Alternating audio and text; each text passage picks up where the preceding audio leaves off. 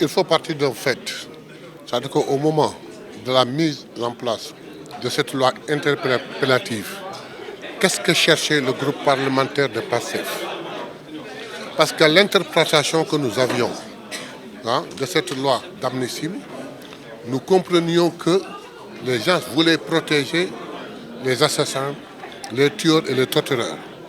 Donc nous avons voulu mettre une loi interprétative qui rectifie tout ça afin que l'on comprenne en un seul sens.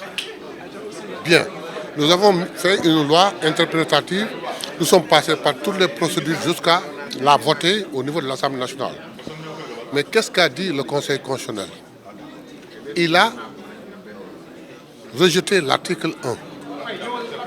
Mais dans tout ça, il nous a affirmé, dans ses considérants, voyez le considérant 31, il nous a fait comprendre que c'est comme s'il nous disait que ce n'était même pas nécessaire de faire cette loi. Parce que la torture, l'assassinat, la tuerie et consorts n'est pas protégé par l'amnistie. Donc nous avons eu clairement ce que nous avons voulu. Donc nous pouvons nous réjouir d'avoir gagné. Eux, ils se réjouissent d'avoir gagné. Pourquoi? Parce que le Conseil constitutionnel a rejeté l'article 1. Ils peuvent se réjouir. Parce qu'aujourd'hui, ils n'ont pas été déboutés. Ils ont eu un petit gain. Il n'y a pas eu de rejet. Vous savez, eux, ils s'empressaient à vouloir s'agripper sur une chose pour pouvoir montrer qu'ils s'opposent. Mais ils savent très bien que nous, l'objectif, c'était de tout faire pour que cette loi d'amnistie ne protège pas les tueurs et les assassins et surtout les tortureurs. Nous l'avons réussi et le Conseil constitutionnel s'est prononcé et clairement.